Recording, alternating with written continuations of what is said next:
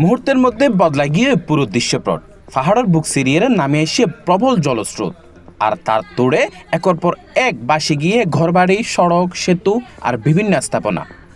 নেপালের রাসুয়া জেলাত আকস্মিক বন্যার ভয়াবহতায় এখন ধ্বংসস্তূপে পরিণত হয়ে নদী তীরের বিস্তীর্ণ এলাকা।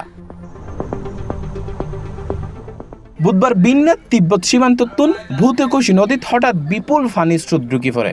সবচেয়ে বেশি ক্ষতিগ্রস্ত হয় তিমুরে ও সেফ্রোবেসি এলাকা। ভয়াবহ স্রোত দ্রুত নামে যায় নদীর তীরবর্তী জনবসতি। কাদা, ফাতর আর ফানির তুড়ে মুহূর্তে তলিয়ে যায় বাজার, সড়ক আর বিভিন্ন অবকাঠামো। পুরোপুরি বিচ্ছিন্ন হয়ে পড়ে বেশ কিছু এলাকার যোগাযোগ। ক্যামেরায় ধরা পড়ার দৃশ্য দেখা যায় প্রবল স্রোতের সামনে যেন কিছুই টিকিট নফারের। সেতু ভাঙ্গি ফরিজার গই, যানবাহন ফানিত বাসি যার গই, আর নদীর পাড়ের স্থাপনাউন মুহূর্তের মধ্যে হারাই যার গই স্রোতর নিচে। ক্ষতিগ্রস্ত হইয়ে একাধিক জলবিদ্যুৎ প্রকল্প।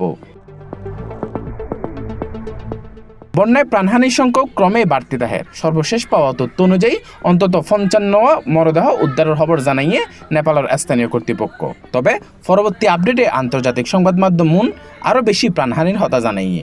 একই ফোয়ারে নিখোঁজ আছে শত শত মানুষ। নেপাল ট্যুরিজম বোর্ডের প্রাথমিক তালিকায় 384 জন যাত্রীর সন্ধান পাওয়া যায়, যার মধ্যে আছে 291 জন বিদেশি আর 93 জন নেপালি নাগরিক।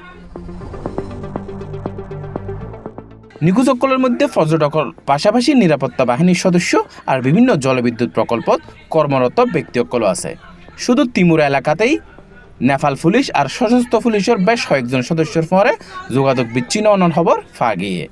দুর্গম পাহাড়ি ভূপ্রকৃতি, ক্ষতিগ্রস্ত সড়ক আর বৈরী আবহাওয়ার কারণে উদ্ধার কাজও কঠিন হয়ে পড়ে।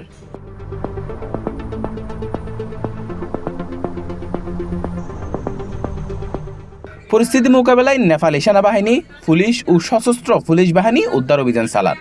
আকাশপথত চলের উদ্ধার তৎপরতা। তবে খারাপ আবহাওয়ার কারণে বেশ কয়েকখান হেলিকপ্টার ফিরিয়ে আফুচ্ছে। উদ্ধারকারীসকলে ধ্বংসস্তূপ আর বিচ্ছিন্ন এলাকাত নিখোঁজদের সন্ধান চালায় যার। এই আকস্মিক বন্যার উৎস ছিল তিব্বতের মিক্কাতুন। ঠিক কি হারণে এত অল্প সময়ে ভূতেকোশি নদীর বিপুল পরিমাণ পানির প্রবাহ তৈরি হয়ে ইয়ানলৈ তদন্ত চলের। প্রাথমিক বিশ্লেষণত তিব্বতের পাশে ভূমিধস বা পাহাড়ের বড় অংশ ধসিয়ে নদীর প্রবাহ আটকে গিয়ে পরে হঠাৎ তা ভাঙ্গি পরিবার সম্ভাবনার হতা হওয়া হইয়ে। তবে কর্তৃপক্ষ এখনও চূড়ান্ত কারণ নিশ্চিত ন করে। নেপালের পাশাপাশি সীমান্তর ওপারে তিব্বতের গিরং এলাকাতে ব্যাপক ক্ষয়ক্ষতির খবর পাওয়া গিয়ে। এড়ে সীমান্ত অবকাঠামো ক্ষতিগ্রস্ত হইয়ে। ফলে শুধু জনজীবন নয়, দুই দেশের গুরুত্বপূর্ণ যোগাযোগ ও বাণিজ্য পথও বড় ধরনের ধাক্কার মুখত ফুটছে।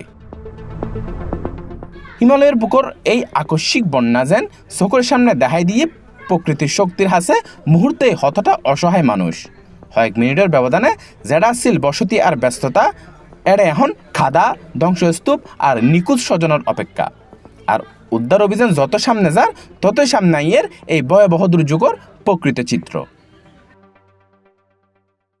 Text report, C+ TV, Chittagong.